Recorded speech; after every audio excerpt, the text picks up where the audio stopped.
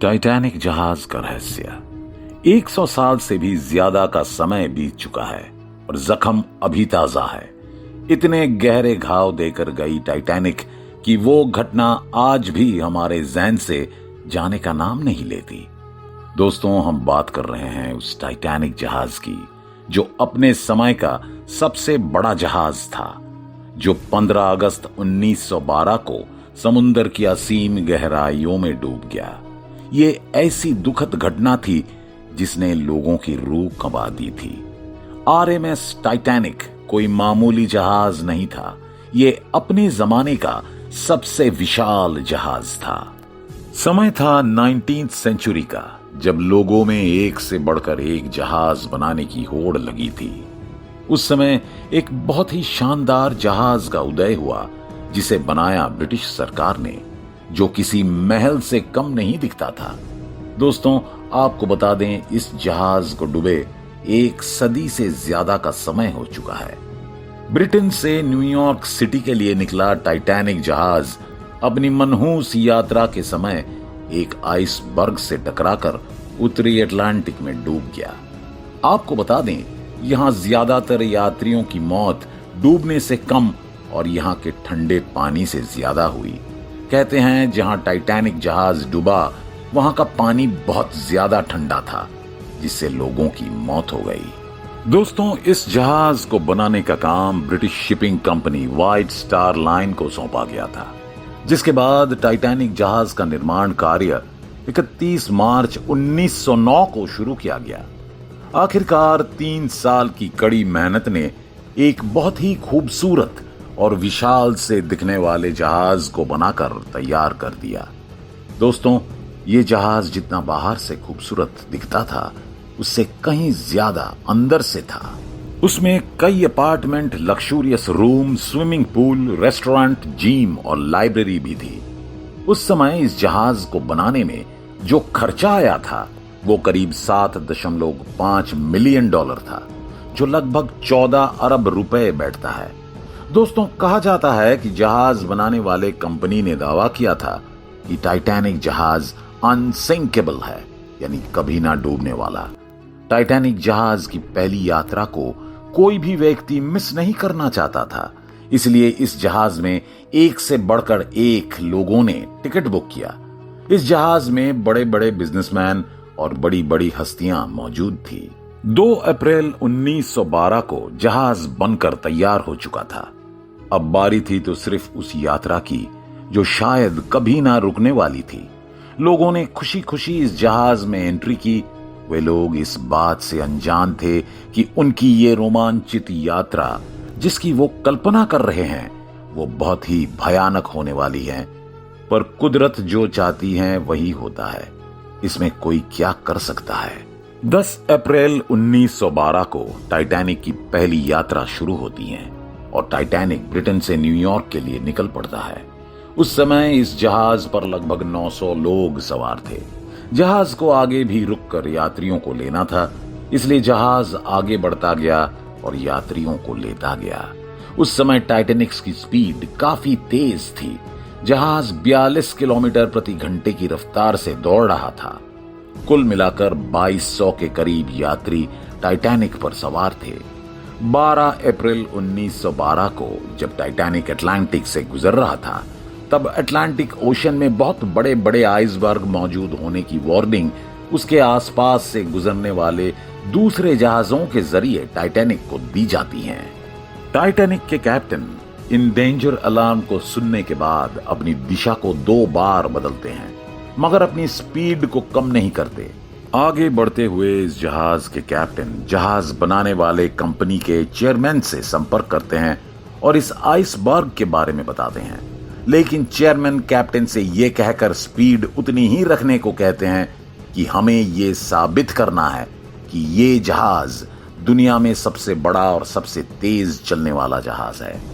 Captain उनकी बात सुनकर ऐसा ही करता है। आगे भी कई बार आइसबर्ग होने की चेतावनी दी जाती है, लेकिन कैप्टन और उसके क्रू मेंबर्स उन आइसबर्ग को नजरअंदाज कर देते हैं और टाइटैनिक की स्पीड कम नहीं करते। 14 अप्रैल 1912 की शाम सूरज धीरे धीरे ढल रहा था। काली अंधेरी रात और मौसम बहुत ठंडा।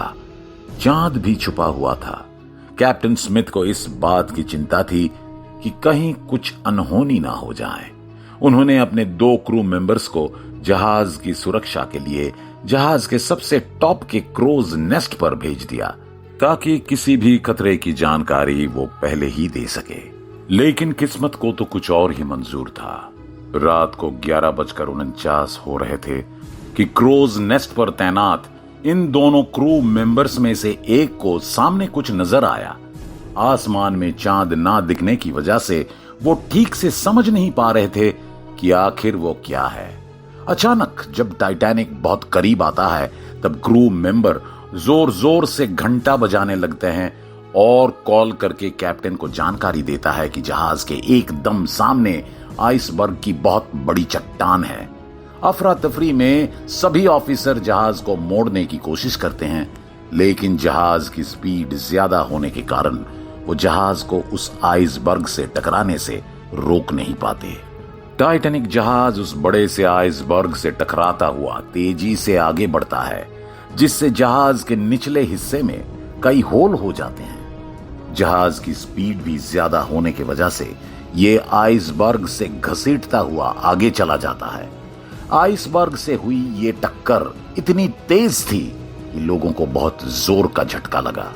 कैप्टन स्मिथ सारे इंजन को बंद करने के निर्देश देते हैं, जिससे जहाज वहीं रुक जाता है। कैप्टन जहाज को देखते हैं कि कितना नुकसान हुआ है। उससे उनको समझ आ जाता है कि कभी ना डूबने वाला जहाज अब डूब जाएगा। जहाज रुकने से लोगों में अफरा तफरी मच जाती है। घबराए लोग यहां वहां भागते हैं, लेकिन कुछ लोग अभी भी समझ नहीं पा रहे थे कि आखिर कभी ना डूबने वाला जहाज आखिर डूब कैसे सकता है। उन्हें विश्वास नहीं हो रहा था और वो बेखौफ थे। उनमें से कुछ लोग ऐसे भी थे जो समझ चुके थे कि अब उनका बचना मुश्किल है। इसलिए कुछ लोग उस खौफनाक दौर में अपने अपने म्यूजिक इंस्ट्रूमेंट से लोगों को शांति दे रहे थे। टकराव के 20 मिनट बाद यानी रात के 12 बजे कैप्टन स्मिथ अपने सदस्यों को यह आदेश देते हैं कि रेडियो पर डिस्ट्रेस कॉल भेजते रहे, ताकि आसपास मौजूद जहाज हमारी मदद कर सके। सीनियर ऑफिसर एक के बाद एक लगातार डिस्ट्रेस कॉल भेजते रहे, लेकिन कोई रिस्पांस नहीं आता। Senior radio operator Jack Phillips हार नहीं मानते और लगातार संपर्क करने की कोशिश करते रहते हैं। 20 मिनट बाद आरएमएस कार्पेथिया नाम का एक जहाज इस कॉल को पकड़ लेता है और टाइटैनिक के रेडियो ऑपरेटर से बात करने के बाद वो ये फैसला करते हैं कि हम टाइटैनिक को बचाने के लिए जाएंगे। मगर अफसोस वो जहाज 107 किलोमीटर दूर होता है। अगर वो जहाज अपनी पूरी स्पीड से भी आता है तो भी उसे टाइटैनिक जहाज तक पहुंचने में 3 से 4 घंटों का समय लगता। इतना ही नहीं, टाइटैनिक जहाज से कुछ रॉकेट भी छोड़े जाते हैं ताकि आसपास के लोग उसे देखकर मदद कर सके, लेकिन उनकी किसी भी तरह से कोई मदद नहीं हो पाती है। कोई मदद ना मिलते देख कैप्टन स्मिथ डिसाइड करते हैं कि अब यात्रियों को लाइफ बोट से समुंदर में उतारा जाएगा। चारों तरफ अफरा तफरी का माहौल बन जाता है। सब चाहते हैं कि उनकी जान बच जाए। धक्के मुक्के में बहुत से यात्री तो जहाज से नीचे समुंदर में गिर जाते हैं और ठंडे पानी की वजह से उनकी मौत हो जाती है। लाइफ बोट में सबसे पहले बच्चों और औरतों को बिठाया जाता है। टाइटैनिक जहाज में लाइफ बोट भी कम रखी गई थी, क्योंकि उस समय कहा गया था कि टाइटैनिक जहाज कभी डूब ही नहीं सकता। धीरे धीरे जहाज में पानी भरने लगता है, जिसकी वजह से जहाज एक तरफ झुकने लगता है। रात को 2:20 पर जहाज 2 हिस्सों में टूटकर पानी में पूरी तरह से डूब जाता है। यानी ये जहाज 3 घंटों से भी कम समय में पानी के अंदर डूब जाता है। जहाज पर मौजूद लोगों में से जिन्हें तैरना आता था वो पानी में कूदते हैं, मगर -2 डिग्री टेम्परेचर होने की वजह से उन लोगों की पानी में ही मौत हो जाती है। आरएमएस कार्पेथिया जहाज जो इन लोगों को बचाने के लिए निकला था, वो लगभग 3:30 के आसपास टाइटैनिक के पास पहुंचता है। तब तक सब डूब चुके होते हैं। मगर ये जहाज लाइफ बोट पर सवार 705 लोगों को सफलतापूर्वक बचा लेता है। टाइटैनिक का मलबा आज न्यूफाउंडलैंड कनाडा से करीब 600 किलोमीटर दूर 4 किलोमीटर की गहराई में पड़ा है।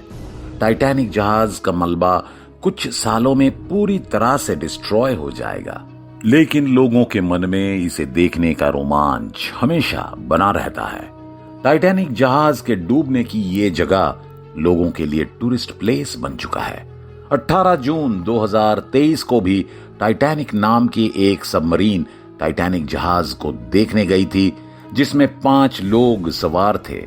लेकिन न जाने उसमें ऐसा क्या हुआ कि टाइटैनिक के पास पहुंचने से पहले ही ये पनडुब्बी ब्लास्ट हो गई। ये थी टाइटैनिक की दर्दनाक कहानी। उम्मीद है आपको ये वीडियो काफी इंफॉर्मेटिव लगी होगी। धन्यवाद।